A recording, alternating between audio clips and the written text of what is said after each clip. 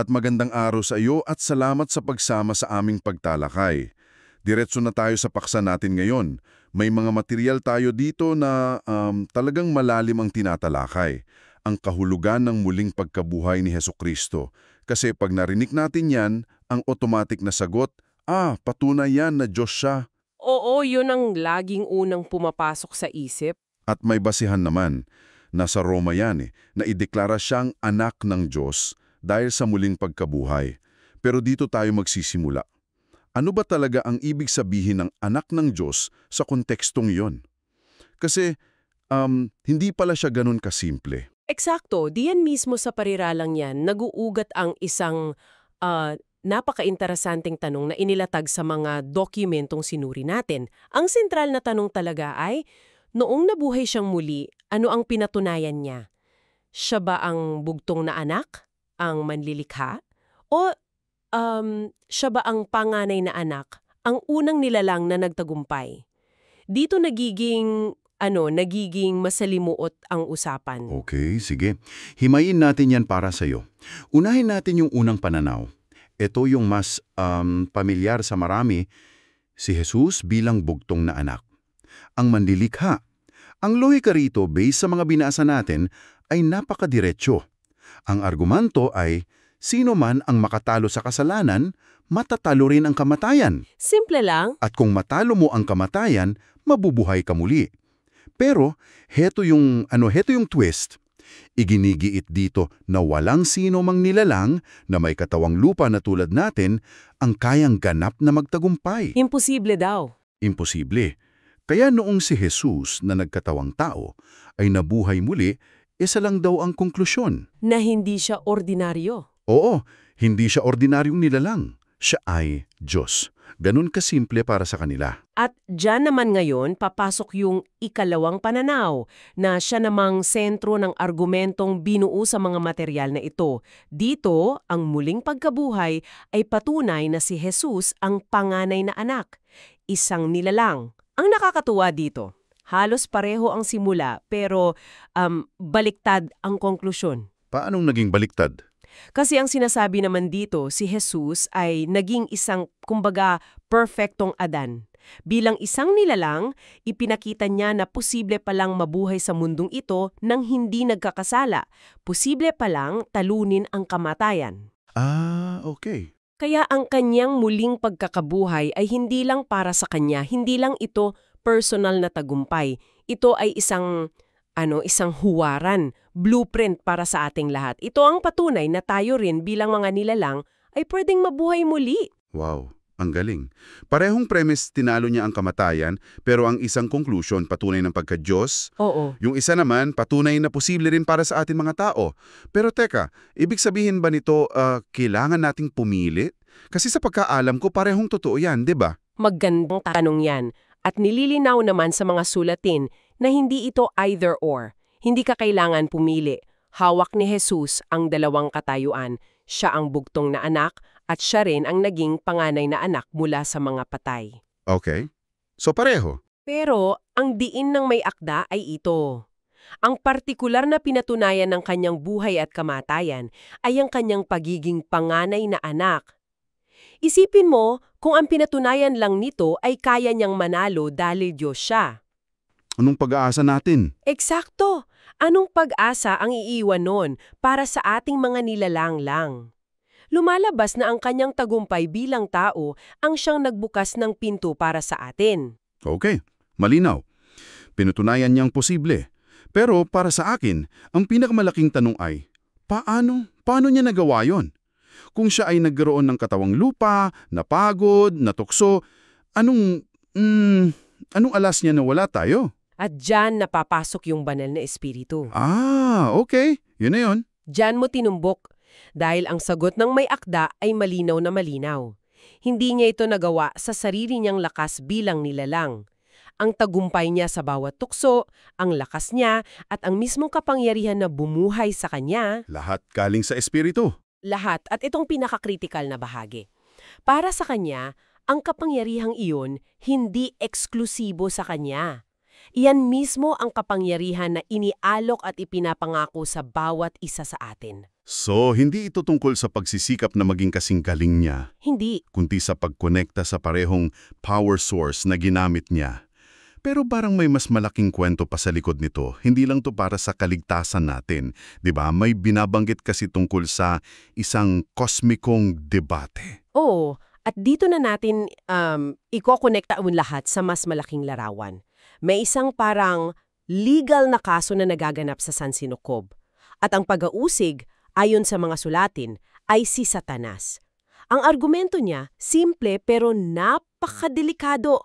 Ang mga utos daw ng Diyos hindi makatwiran. Bakit daw? Imposible daw para sa sinumang nilalang na sundin. Masyadong mataas ang standard. Grabe ang bigat nun. Kung iisipin mo kung tama si Satanas, parang Sira lahat. sirang bulong sistema. Walang saysay ang konsepto ng tama at mali. Kasi kung imposible palang sumunod, bakit ka parurusahan? Eksakto! Binabagsak nito ang lahat ng pundasyon. Kung tama si Satanas, una, malupit ang Diyos. Nagbibigay ng utos na imposibleng tuparin. Hindi makatwiran. Pangalawa, sinungaling ang Diyos kasi sinabi niyang posible ito.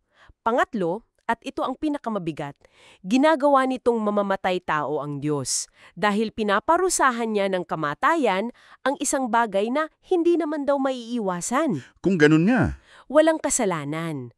Ang bawat isa malayang gumawa ng sarili niyang batas. Yun ang ugat ng rebelyon. at dito na ngayon papasok si Jesus. Siya ang pangwakas na ebidensya. Ganun na nga. Ang kanyang perpektong buhay at muling paggabuhay. Ito na yung, kumbaga, Exhibit A sa korte ng San Sinocob. Sa pamamagitan ng pagiging isang nilalang na perpektong sumunod, gamit ang kapangyarihan ng Espiritu, pinatunayan niya sa lahat Na mali si Satanas, na ang mga utos ng Diyos ay hindi lang makatwiran at mabuti. kundi posible ring sundin. Sinira niya ang mismong pundasyon ng argumento ng kalaban. Case closed. Case closed. Walang basehan ng akusasyon. Sandali. May isang bagay na medyo malabo para sa akin. Kung siya mismo ang manlikha na nagpapanatili ng buong universe, hindi ba parang nandadaya siya? Paanong nandadaya? Paano naging tunay na pakikibaka yon kung hawak niya sa palad ang lahat?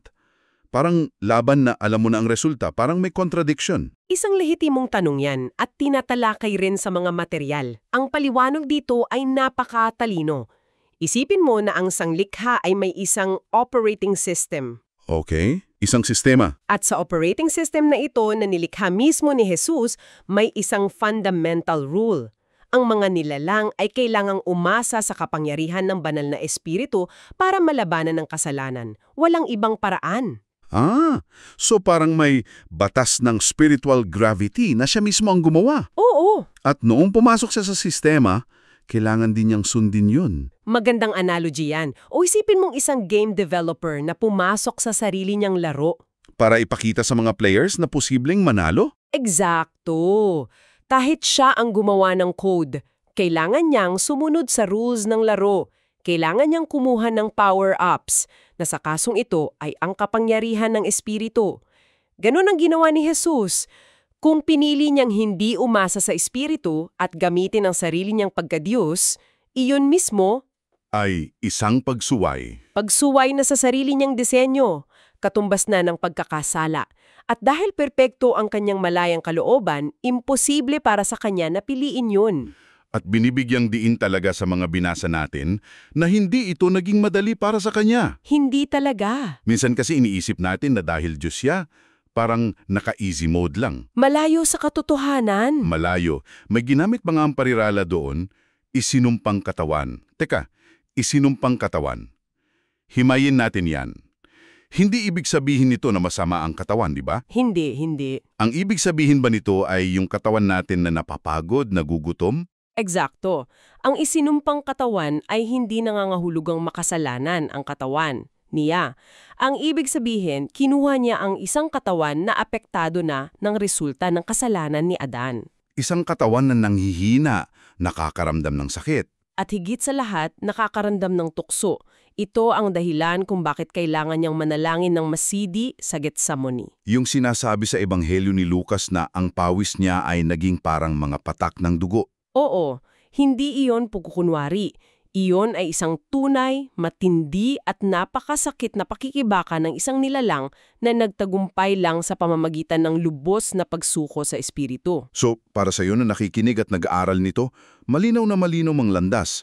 Ang pagsunod kay Kristo ay hindi tungkol sa pagiging perpekto gamit ang sariling lakas o willpower. Hindi, sinasabi pa nga na garantisadong pagkabigo ang landas na yan. Ang tunay na landas ay ang pag-asa sa banal na espiritu. Landas ng pagsuko, pagpapasakop. Ang tagumpay ni Kristo ang patunay na gumagana ang sistemang ito. At dito pa lalong lalawak ang kwento. Meron pa. Dahil lumalabas ng planong ito ay hindi lang para sa sangkatauhan. Teka. Paano yon? Pati mga anghel? Akala ko ba sila yung mga good guys na okay na? Iyan ang isa sa mga pinaka-nakakagulat na punto sa mga material na ito. Sinasabi dito na maging ang mga matuwid na anghel, yung mga nanatiling tapat, ay hindi pa rin ganap na perpekto. Ano? Paano nangyari yun? Ang kanilang malayang kalooban o free will ay hindi pa finalized, hindi pa tapos sa proseso. Kaya mayroon pa rin theoretical na posibilidad kahit gaano kaliit na sila ay magkasala sa hinaharap. Nakakagulat yan. Akala natin sila yung safe na. Oo. Binabago nito ang lahat ng pananaw natin. Oo. Ayon sa argumentong ito, ang krus ang mekanismo ng Diyos para tuluyan ng alisin ang mismong posibilidad ng kasalanan sa buong sangnilikha. Sa pamamagitan ng pagpapakita ng sukdulang pag-ibig, tinitiyak ng krus ang katapakan ng lahat ng nilikha magpakailanman. Ito ang paraan para gawing perpekto ang malayang kalooban ng lahat. Mula tao? Hanggang sa mga anghel. So, kung bubuin natin lahat, ang muling pagkabuhay, hindi lang ito isang pangyayari sa kasaysayan na ipinagdiriwang natin. Higit pa roon. Ito ang sukdulang pagpapatunay sa katarungan ng batas ng Diyos, ito ang paggapi sa argumento ni Satanas, at ito ang pundasyon ng isang napakalaking plano para sa kaganapan ng buong universe. So, hindi lang pala ito rescue mission para sa mga tao. Hindi. Parang system-wide update para sa buong universo. Isang napakagandang paraan para ilarawan yan. Pero at ito ay isang napakalaking ngunit na binibigyang diin din. Ano yon? Mayroon pa ring pagpipilian ang bawat nilalang. Ang pag-ibig na ipinakita sa krus ay inialok sa lahat, pero hindi ito ipinipilit. May free will pa rin. Oo. May mga pipiling tanggihan ng pag-ibig na yon. At dahil doon, hindi nila matatanggap ang kapangyarihan ng espiritu na kailangan para sumunod. Dahil dito, mananatili sila sa kanilang kasalanan at haharap sa paghuhukom. Ang pag-ibig ay isang paanyaya, hindi pamimilit. Grabe. Nagsimula lang tayo sa isang tanong tungkol sa isang parirela, ang anak ng Diyos. At napunta na tayo sa dulo ng sansinukop. Hanggang sa pangwakas na layunin para sa lahat. Sa huli, ang mensahe ng muling pagkabuhay base sa mga material na ito ay napakalinaw. Ito ang patunay na ang mga utos ng Diyos ay lubos na nasunod. Pinatunayan nito ang kanyang katarungan, ang kanyang pag-ibig at ang pag-asa para sa ating lahat. At bilang pangwakas na iiwan sa iyo, may isang parirala doon na tumatak talaga sa akin. Sige. Sinasabi doon na ang Diyos mismo ang naging Adan upang ipakita kay Adan kung paano sumunod. At ang pagsunod na iyon, tulad ng tinalakay natin, ay nangangailangan ng lubos na pag-asa sa banal na espiritu. Hindi ito kayang gawin mag-isa. Okay. Isang huling pag-iisipan. Heto ang iiwan kong tanong sa'yo. Kung ang pag-asa pala sa isang kapangyarihang mas mataas kesa sa atin, ang tunay na pundasyon ng katuwiran, ano kaya ang sinasabi nito tungkol sa ating mga modernong ideya ng self-reliance, ng self-made success, o yung paniniwalang ang pinakamahalaga ay ang pagtitiwala sa sariling kakayahan? Baka ang tunay na lakas ay hindi pala matatagpuan sa sarili, kundi sa pagsuko.